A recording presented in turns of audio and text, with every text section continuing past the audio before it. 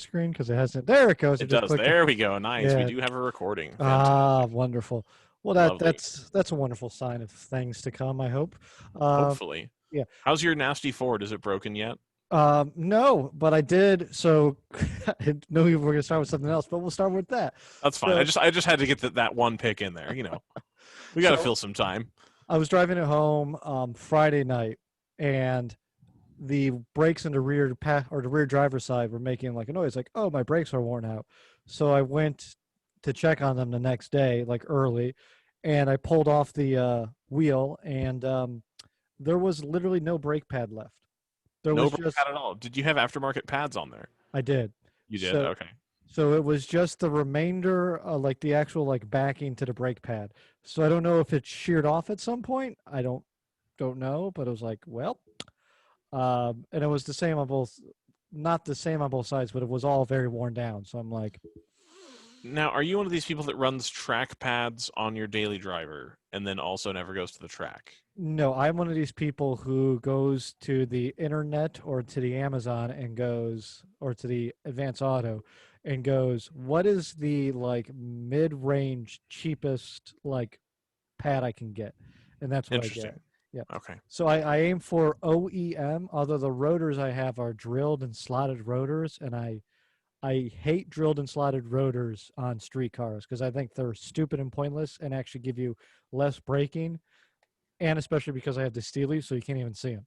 So it's like you're getting nothing from these things, but they were cheap, so fuck it at that point. The slotted I'm okay with. The Right. drilled brake rotors, Yes. there was the track I used to live by at Thunder Hill. I've Hmm. seen images of the drilled brake rotor from a Lamborghini be shattered Yeah. because Hmm. they were drilled too much. So I really don't put a lot of stock in the drilled thing. No. I do respect people who will do the carve into the thing, the slots. And there was one that was a Lemons car, and they did like a Pac-Man thing they had etched into the disc, which I thought was kind of funny. I'm That is sure pretty that's not cool. ideal, but it was kind of cool. Right. Yeah. No, I believe Engineering Explained even talked about it in one episode where he was talking about the drilled rotors with the modern rotors and brake pads. It's Hmm. totally inefficient. So it's like you're actually all you're doing is you're losing surface area. So That makes sense. slotted fine, drilled, nah, it doesn't make a difference. So, Gotcha. but speaking of little hatchbacks, you Yes, informed exactly. me of something I didn't know had come out. So I guess Mazda had announced that they have a turbocharged version of the Mazda 3 coming out. Yeah, so it's been in the making for quite some time. I thought the writing was on the wall a couple of years back. They had done a turbocharged four-cylinder that was in the CX5 and the CX9, because then you've got, kind of a Mhm. large vehicle at that point. And so here I've just got an image of it Yeah. pulled up here. So this is the hatchback. They do it as a sedan as well. Um, that 2.5 liter engine is in every car they make except the Miata. Yeah. So if you buy a 3, a 6, a CX5, a CX9, a CX30, they all have this 2.5 liter, which is still vaguely similar to the 2.5 liter Duratec engine they got from Ford Yeah. 15 years ago or whatever. Yeah. I have a variant of it, an older variant of it, in my 2010 Mazda 6. But this one, of course, has the Skyactiv cool stuff in it. It doesn't have the Skyactiv sparkless compression ignition thing. Yeah. They haven't released that consumer-wise yet, but they have done this rather good-looking hatchback. Um, and they also do it as a sedan, like I was saying. I did test drive the hatchback a year ago with just the regular motor, and Yeah. it drives awesome. It drives like a BMW. It really does. The Hmm. interior is a little bit more upscale. Um, it feels like you can't see out of the back of it, but what you don't see from this image right here is like that C pillar's huge, Yeah. but the back window is also quite wide Mm. for this size of car. So I didn't feel like too claustrophobic. Here we go, turbo premium. If you want just the cheapest turbo, it's 31 grand, and then you'd probably tack on 800 or 900 bucks in delivery charge and then some taxes. So you're probably out the door around 33, 34 grand. Yeah. Um, they won't be discounting this. The thing I was bummed about is they've had this motor in the Mazda 6 as well as in the CX5 and the CX9 for quite Yeah. some time, and nobody has done a like power kit for it. And apparently, so I'm told, it's difficult to tune the Mazda ECU, and there's a lot of like trapdoor things with the coding. I don't specifically know like Hmm. how it all works, but you can't tune it very well. And this was on my short list of cars I kind of wanted to get when I was Yeah. talking about getting that BMW 2 Series.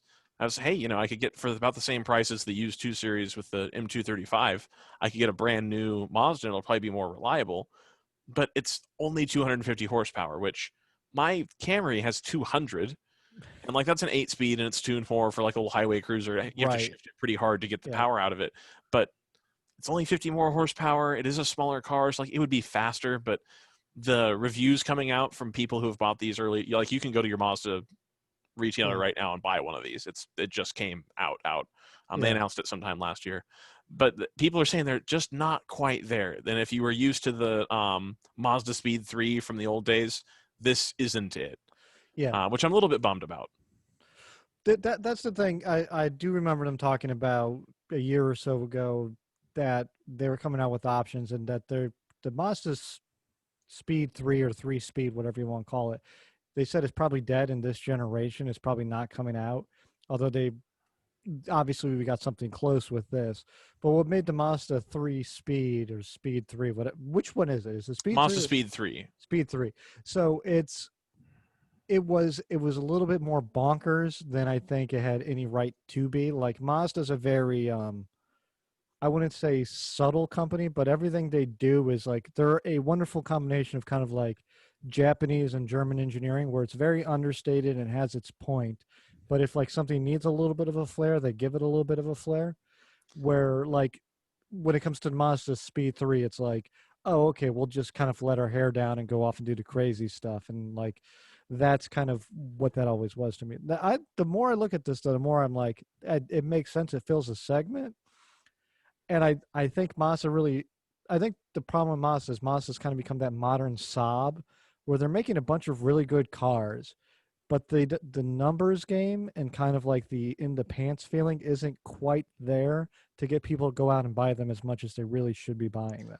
I remember reading an article a while back, and they're in like a very Japanese way because Mazda's an independent company now. They're not owned by Ford. They're not owned by anybody else. No. Toyota owns a very small minority stake in Mazda. It's like 10 or 15%.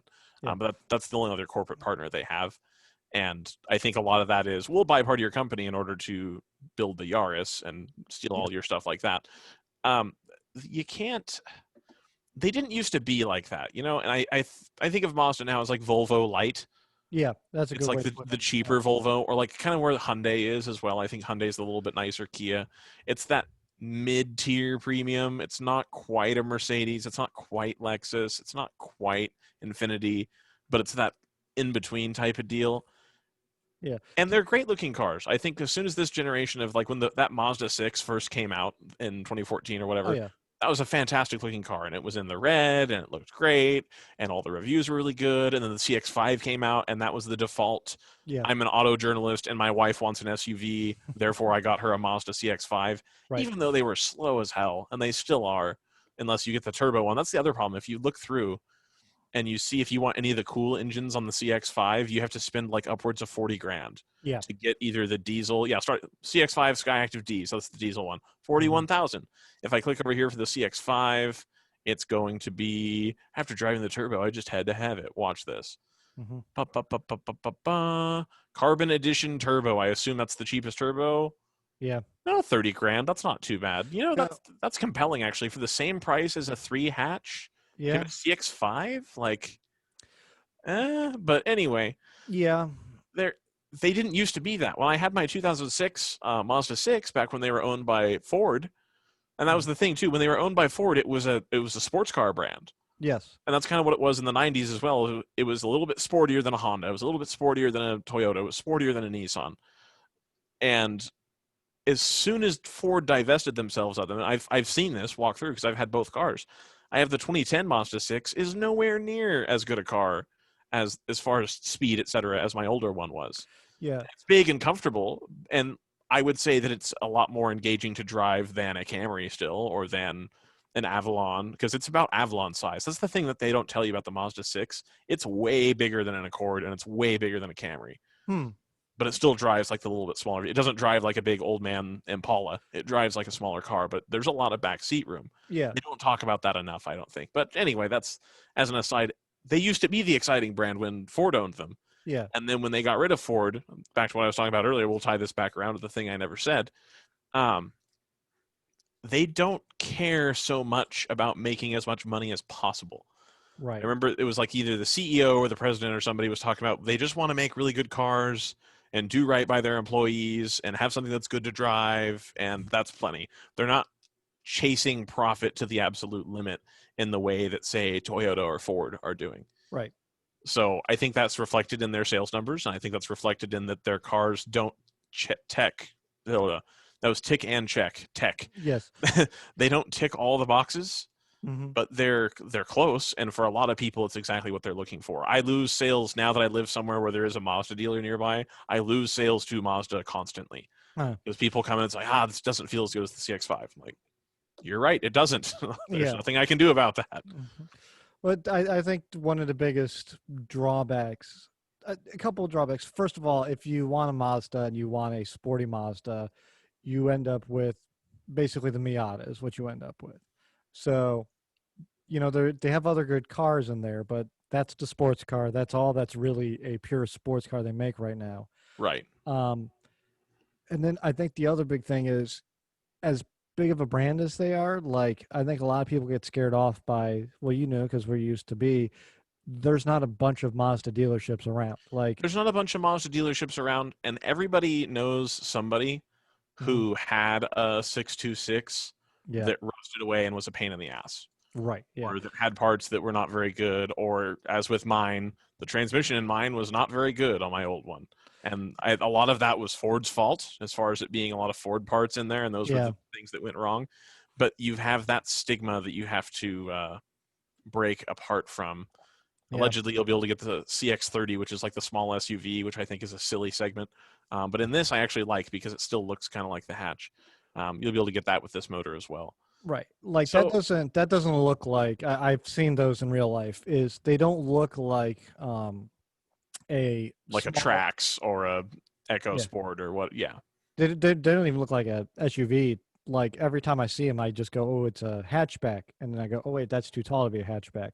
Like you said, right, it looks like they literally just took the Mazda 3 and went cladding and bigger suspension. It's basically right. a factory Safari Mazda 3. And that's So why I think with this turbo engine, and that kind of comes back around. yeah, Now that there's a three hatch with the turbo, like you can argue that the CX-5 customer, the CX-9 customer, really isn't looking for more power, really truly, mhm, and to afford a Mazda 6 that would get you the big enough motor, that priced out the enthusiast market pretty heavily. If you were going to spend that much money on a fun, fast car, if you're going to spend 40 grand, you're going mhm, to go buy something else.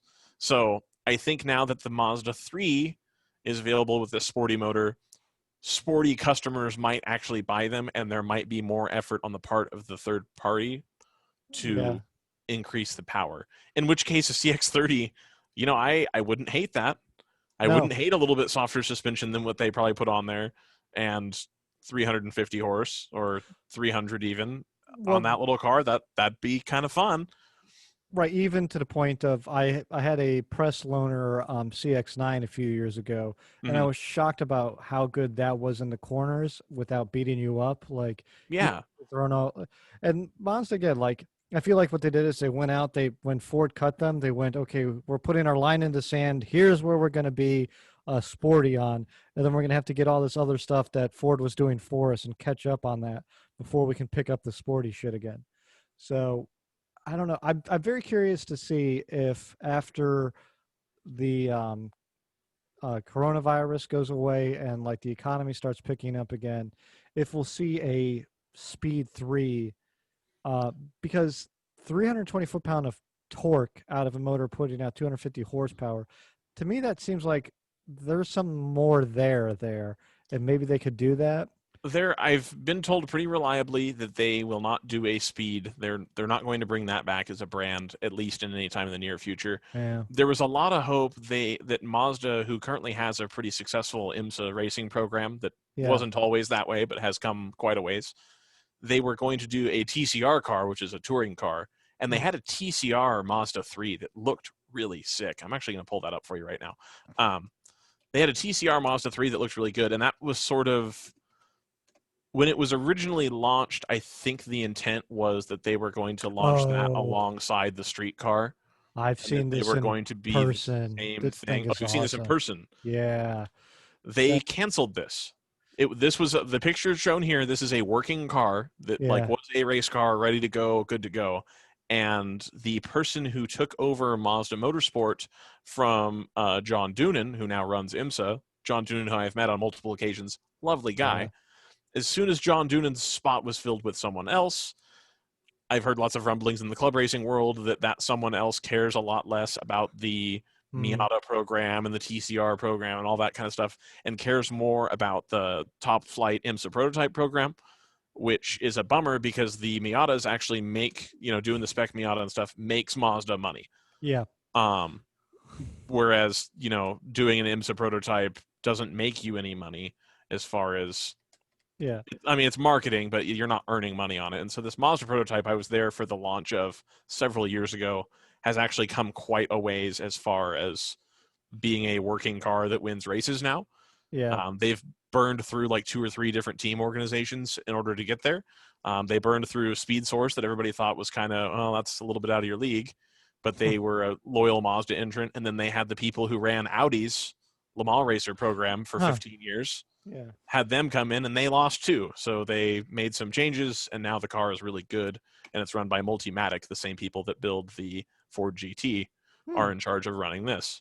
So you can't get away from Ford if you're Mazda, I guess. No, you can't. Like, ever since that weird, awkward, like merger of all the Japanese and American brands back in like the late '70s, early '80s, or I guess it Mhm. was early '70s, not late '70s, where it was like, hey, gas crunch.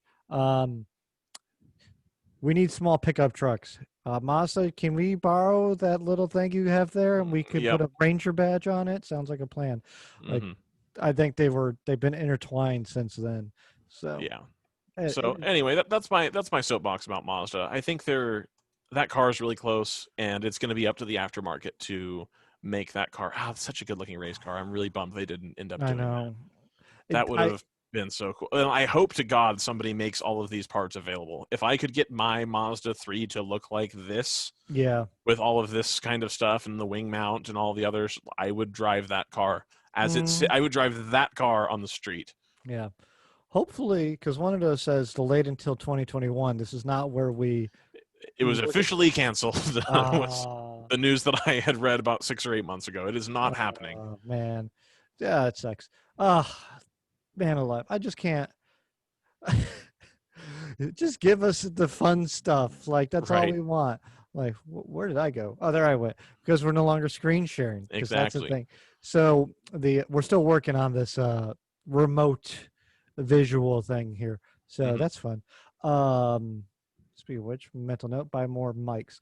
Um, and I have ideas. Okay, I'm We full can of let's keep them going. Let's keep the exactly. ideas going. So I'm very curious though because you said the transmission went out in your Mazda because of all the Ford parts.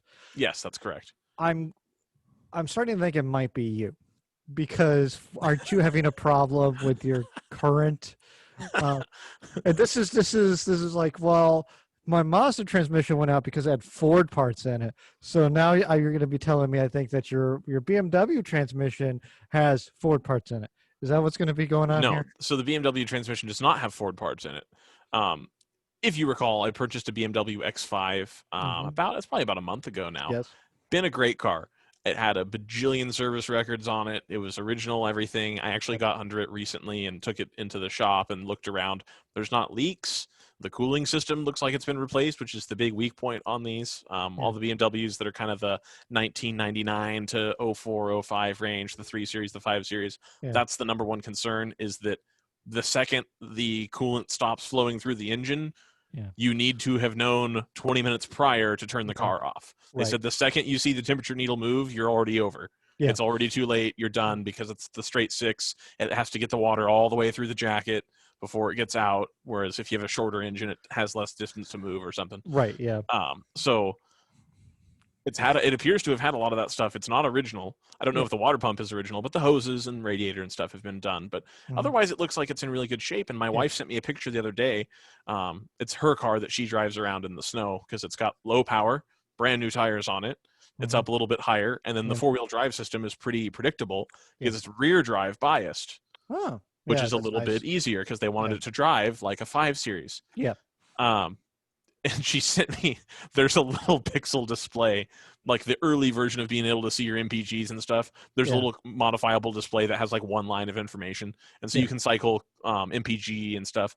And it said transmission fault limp mode. And so Always delightful in a she BMW. texted me this picture, and she was still in the parking lot when it happened. So she turned it off and then turned it back on, and it went away.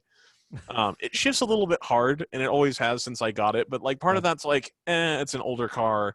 It Mhm. doesn't shift as hard as that Mazda did. It doesn't shift as hard as my awful MR2 shifted, which Yeah. was terrible.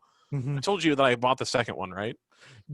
I believe so. I'm just keeping track of the Mazda Yeah, yeah, or right, right. the MR2s is The just MR2s. Yeah, so I yeah, had bought a red one to put the new motor in, right. to take the motor out of the red one and put it in the race car, and it was like, it's too nice to take apart. And so we drove it around for like a month, and the automatic transmission on that was a 4-speed, just slip, slip, slip, slip, bang Yeah. every time it needed a gear. It was awful. So anyway, it doesn't feel that bad, but Yeah. when it's cold and when you're pushing on a little bit, Right. it's the shifts are a little bit notchy, Mhm. and that's okay as Right. long as it's not slipping. I'm okay with that. Right. Um, and so I look up just to see the price on a transmission because in my head I'm thinking, I have a warranty on this. I dare them to replace my transmission in this BMW. Right. I dare them to put a brand new, and I will drive my BMW to the BMW dealership. Hopefully, I'll get a sick loaner, and they'll have a hard time finding a good transmission to put in my Yeah. X5, and I'll get to keep the loaner for a while. And I live 60 miles from the BMW dealership, but I Hmm. work right next door to it. So it's like, what are you going to do? Tell me I can't have a loaner and then tell me I can't go home with it? Right. Yeah. What's going Yeah. on?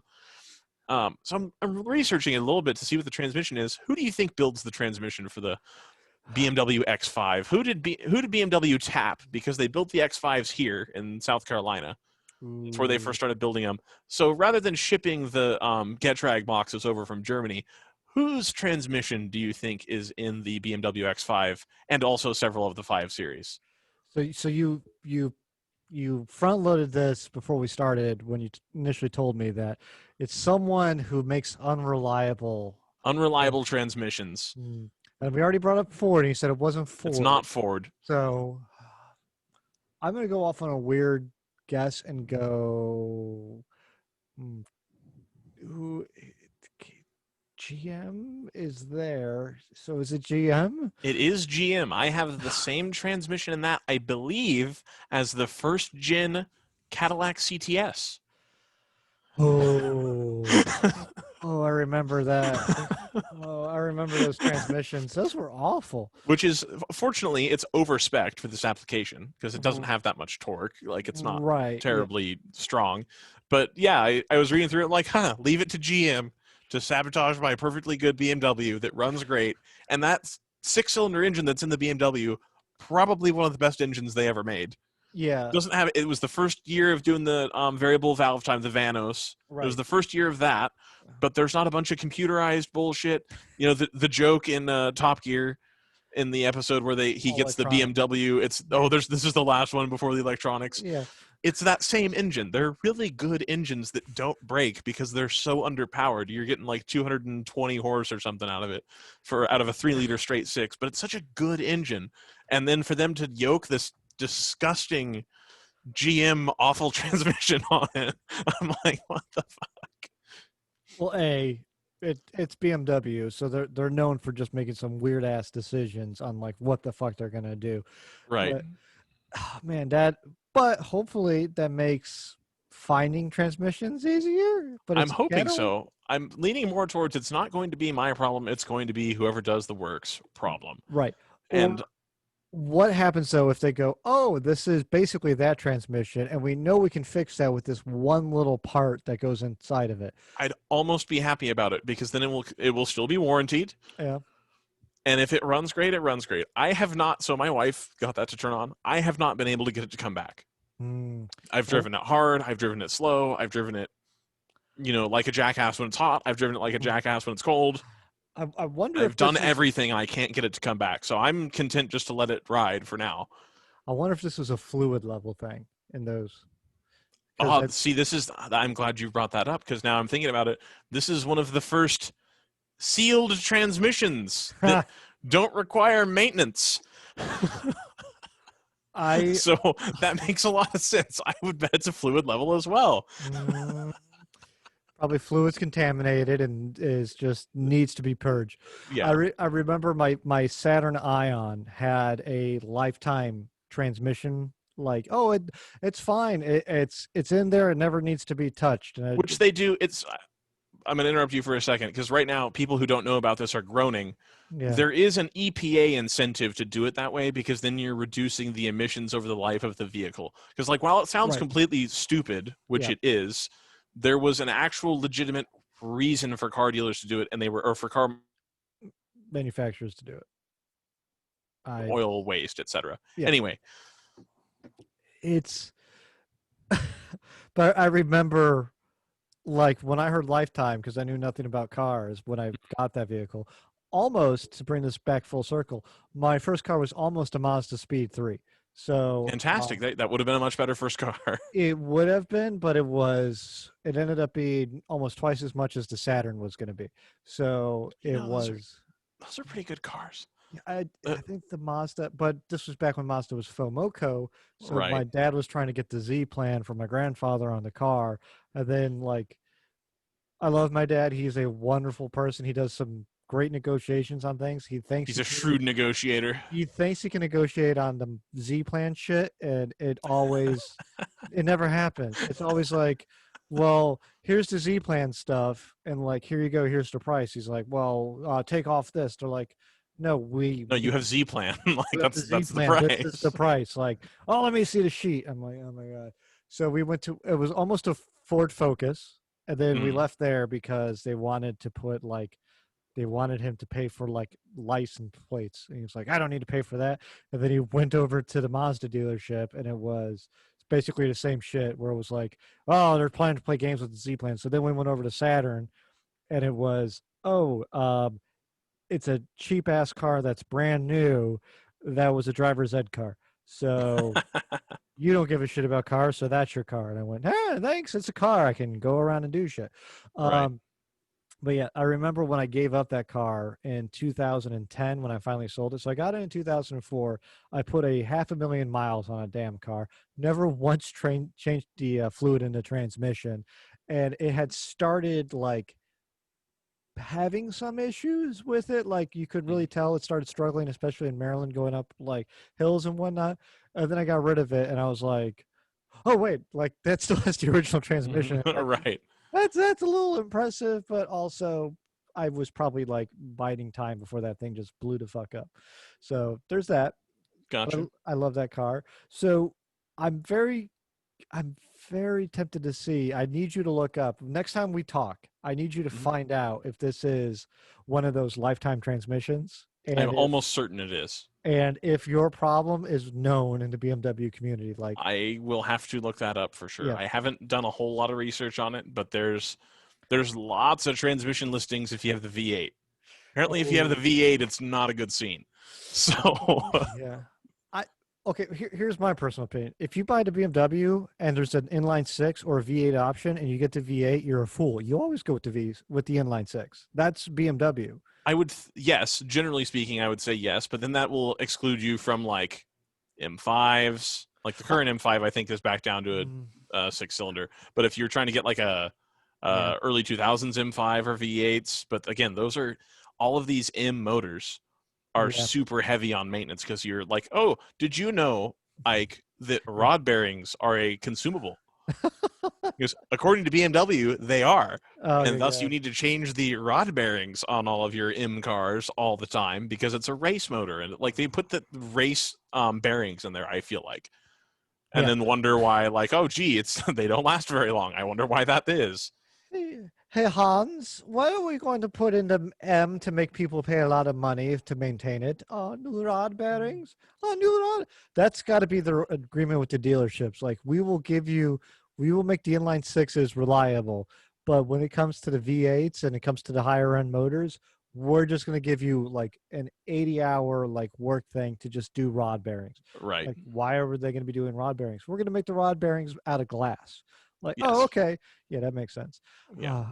So there's that. I of course was going to sell my Mazda 6. I just want to touch on this real quick. It's part of the BMW thing. Yeah. I was going to sell my Mazda 6 to sort of pay for the BMW. I Yeah. actually purchased, and if you work at a car dealership, you know that this isn't a thing.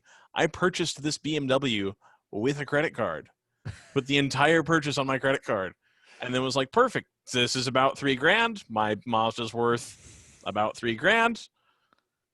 There we go. Everything will be fine. I'm just going to do it, and then we'll see what happens. Yeah. And the Mazda, because I live in this apartment complex, they told me when I applied for the apartment in March before I moved here. No, I even came in February and told them I was going to do it. Yeah. And they said, okay, that's fine. You can reserve it ahead of time. When are you moving in? June, July. Yeah. Perfect. We're more than happy with that. That's totally fine. Awesome. Thanks. I asked them at the time, I said, do I have to get the garage now? Because the garage was like $35 a month. Right. I didn't know what my money situation was going to be after moving. Yeah. And I said, are there garages? She's like, oh yeah, there's always garages available, but we let people do them month to month. And usually by the time October gets here, Yeah. people get the garages to avoid the snow. So as long as you apply by September, you'll get a garage, no problem. Great. I get here in July. I put my name in for the garage. Oh, you're number 2 on the wait list. I'm like, what the fuck?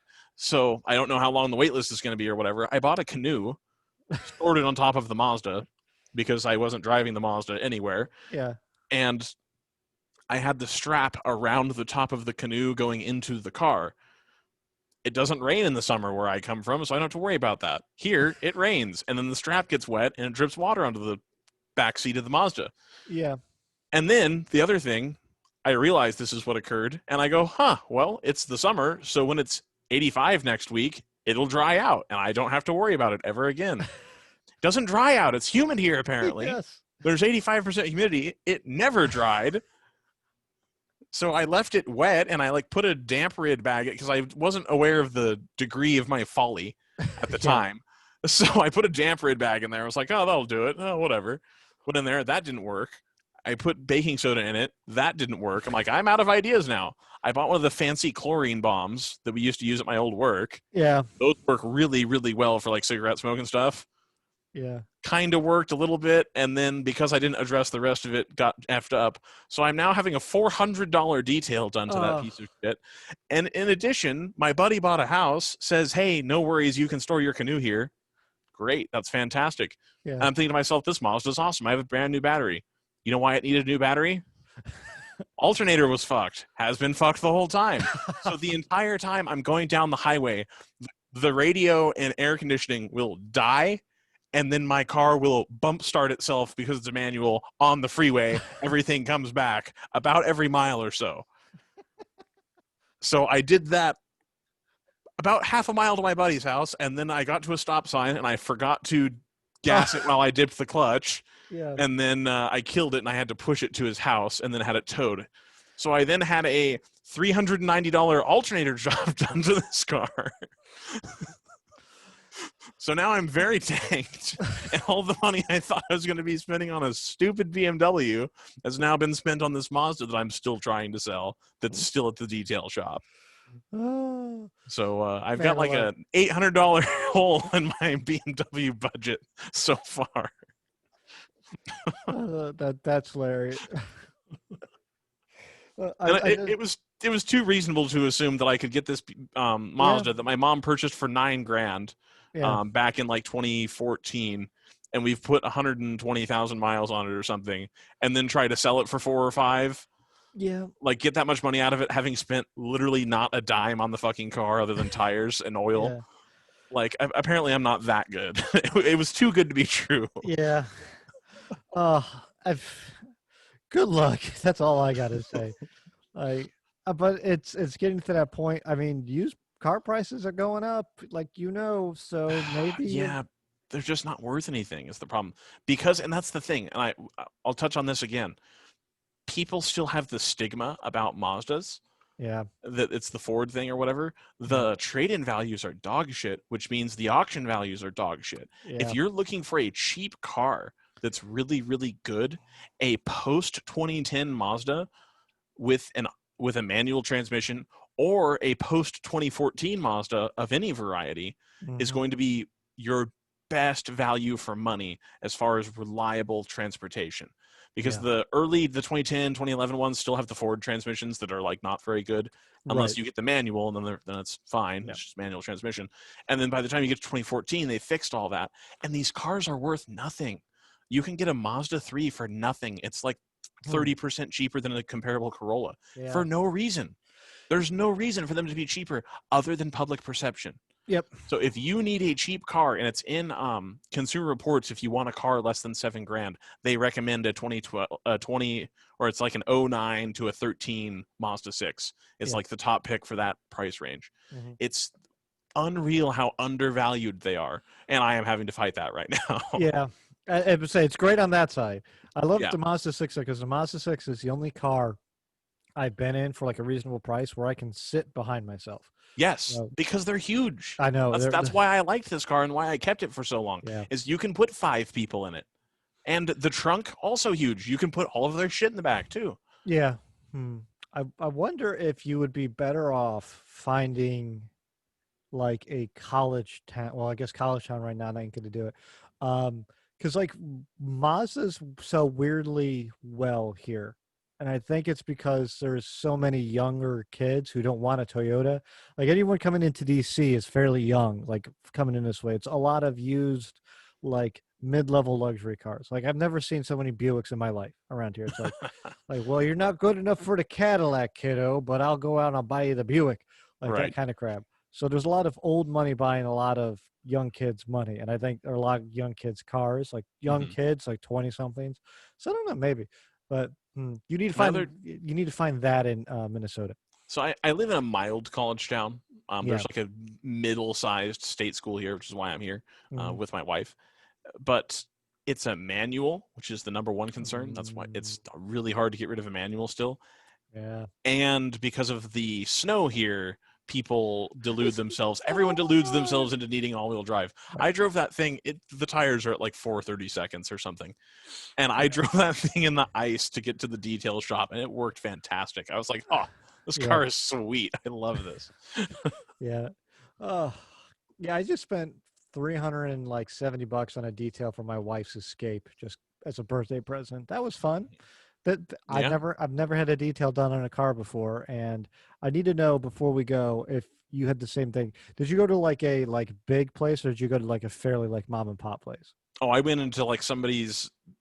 I rented out an industrial unit in a industrial park, and like me and 3 other people work here, and we slam them through as fast as we can. They've actually been well. The owner was kind of a d bag. The guy that I'm dealing with right now, because the owner is on vacation, is fantastic. So, So so we had a very similar experience. So I walked in and like I dropped off the car. So this is Adventures in Ike being an idiot. So the place is a half mile away from where I live. So I'm like, oh, okay, I'll just go drop it off there, and I'll literally walk back. But my wife had just bought my daughter a little scooter, and mhm. I dropped it off at midnight. So I'm like, oh, I'll just drive the scooter that's like the size of one of my feet back from the place. So I almost died because it's just highway. Like there's nothing else. So it's like me on this thing, and like leaving the place is just like all downhill. Like and then it goes uphill. So it's like a big U. So I left going downhill, which was great because all I had was momentum. But I'm probably doing like 30 miles per hour downhill at the end of this like long place, and it's like, oh, I'm gonna die because I don't have a helmet, and this is this pink scooter for my daughter. This is fucking brilliant. But the next day I show up, so I haven't met the guy. I literally just walk in, and it's like, oh, hey, you're here to pick up the car, and da da da da da da da da da da. And he's very charming, or charming is not the right word. Very chatty, and he's nice, but he's chatty. And I'm like, I'm trying to get the fuck out of here. Like, I just need to go. Like, oh, okay, yeah. Oh, you can put your thing over there. Look, I got all these masks. I'm like, cool, dude. Like, yeah, if you do you need detail done on that car? Like that'd be a great car to, like on my little Escape or on my little Uh, Fiesta. I'm like, yeah, okay. This goes on for like 15 minutes, and my wife's texting me. She's in the car waiting, and she's like, "What the fuck is going on?" I'm like, I literally said 2 words this whole time, and then we walk in, and this guy's so super chatty, and then his father who is like the owner of the place, which is it's a house, and then out behind the house is like a big ass like it has like 4 big RV bays where they work out of. It's Right. just some guy's house. So he's just in his house and he's in a chair like I'm in the chair, and I'll do a little dramatic reenactment. He's facing this way. We got I have the mask on. He has the mask on. The guy turns around, no mask on, and he's just like, "Hey, yeah, you don't need to be wearing that." I'm like, "Oh my god!" Like, "Oh no, it's fine." I'm Please like, stop. yeah, the whole thing, it's messed up my whole business. I'm like, my god, like. Yeah, we used to take people to and from the airport, but like we can't be doing that now. The state's come in and said you can't be driving people in their own car. I'm like, oh my god, I like really like. Can we just like? And he proceeds to go off on some political rant, which I don't care which side of the aisle you're on. When you're in a fucking rush and you're just like, I just give me my fucking car key so I can get out of here. Right. That was what I was dealing with. So that was fun. So apparently detail shop owners are douchebags, although we do know one who's supposed to be decent over Mr. Detail R. Uh, and I am totally spacing on his name right now, and he's going to listen to this and he's going to call me a dickhead for this, and that'll prove my point. So that's how that whole thing works. So that was nice. Fantastic. Good. Good. Good. Good. Great. Good. Great. So I went off on a little tangent right there. No, that's fine. Do we have any closing thoughts before we end the episode here? Not really. Just one thing I want to touch on real quick. It's kind of the end of an era. Porsche is Johnny, actually Johnny. It is. Oh yeah, Johnny Details. Yeah, Yeah. yeah. It is the Porsche is leaving the United States this year as far as their racing program, and in their departure, they were able to come 1-2 at Sebring this past weekend. I don't know when this is going to post. I think it's this week. It should be, but they actually had these really nice red, white, and blue sort of American flag liveries that actually look really nice. Yeah. I'm sure they will be back at some point, but kind of COVID is taking its toll on the racing scene as well. But I just want to, a shout out. The companies that support car culture, I think that you should patronize them as much as possible. BMW used to do that a lot. Mazda still does it to some extent, and Porsche does as well. As car people, and William Bird actually touched on this the other day, that in an article I think he did for Hooniverse, it's hard for car people to purchase things from car dealerships because they're not tuned in with the enthusiast market. They're more trying to aim the masses and make money. Right. It's very important, I think, to recognize the companies that do good things for the motorsports that you particularly enjoy and activate that on social media. At the end of the day, all of the cool car stuff we get to do, someone somewhere had to go out on a limb to build a cool car. And whether that's with this Mazda 3 with the turbo, whether that's buying a Porsche 911, but it's actually the cheap one, maybe that's buying a certified pre-owned Porsche, maybe it's buying your wife a Macan instead of buying her a Q3. Yeah. Something like that. Try to patronize the companies and then let them know on social media, because if we keep having issues where we have car companies less and less involved in doing the stuff that you and I enjoy, the stuff that you and I enjoy will go away. And so I kind of want to leave on that note of, Porsche's leaving, and it is linked to, I think, the COVID-19 type of situation. And they had a lot of issues this year with their drivers having it, and they had to cancel some races, and it's expensive to do an international racing program. But just really try to give credit to the groups that do the stuff like that you enjoy. Go to a local car show. Go to, like, right now, obviously less so, but if you're in the garage working on your car listening to this, shoot a picture to whatever brands on Twitter or Facebook or whatever, and at least be a number that makes up the guy who's trying to go out on a limb for us to build cars that we're going to want to buy in 5 years after they're used. Right. That's the thing. Like, people, there's a lot of cynicism, I think, especially in the weird car Twitter, that kind of ecosystem we run on when it comes to, like, oh, look, a brand trying to engage with people. If we don't engage with them social media wise, they're not going to engage with us. Like, if they don't see a return on, to give a good, not a good example, but like if they're going to come out with this Mazda TCR and they're going to do a thing, but every time Mazda puts a thing out on weird car Twitter, or they put out like a thing, if all they go, oh, a brand, we don't want to listen to the brand, then they go, well, we're not going to get more engagement and more push through when it comes to that sort of stuff.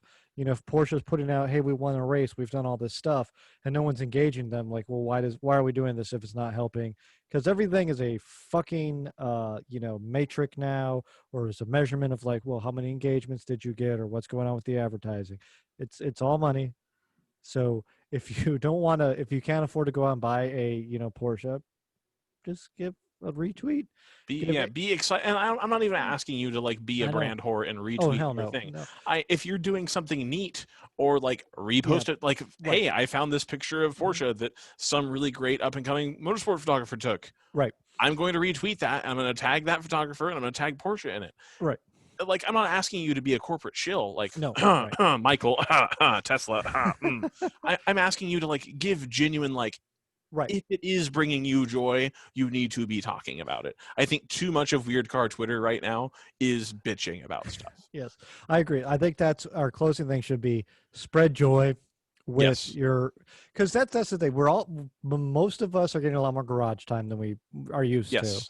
Absolutely. So I have seen there's a lot less posting of like people doing projects and all that. So make your project, tag the damn company, let them see that you're doing that. Let's just spread joy. Let's just go online and let's just be little fountains of joy on Weird Car Twitter. I think we should do that in November. We should be like no downer November. Is that a thing? I Can we think just so. do that? Yeah. So I know there's no nuance November, and there's We something could follow that up with a December to remember. Oh wait, hold right, on. what about like a Toyota? Oh crap. Toyota. Damn it. How about Happy Honda? God, crap. They're too good. They beat us to all of them. How about a Ford Festivus? Oh, wait. Well, that's a thing. Wait, well, Festiva. Huh. Uh, Oh, that's the thing. Ike, I found your new project. a Ford Festiva with Fiesta ST swap. Let's go. yes. I came this close. This close about 3 months ago. Well, more than that now. Probably late May, early June. I came this close to someone had a Ford Festiva up for trade. And I shot him a thing and I said, are you interested in maybe a Fiera that's not really running right now? And he was like, I would be interested in that if you can get it to me. And I'm like, well, I have AAA and that Festiva runs. And that would be kind of cool. But then I'm like, but I already have a Fiesta. I don't need a Fiesta. You don't need a Festiva, right? Right. But I could put a cool engine in it. But I've also already fucked up like 3 engine swaps. So let's not do that. So Ike, let's get you into night welding school. Do you think you could do that? Night welding school. That way we can get our swaps to work better and put cages and stuff. It's not the welding that's the issue. It's all the other shit.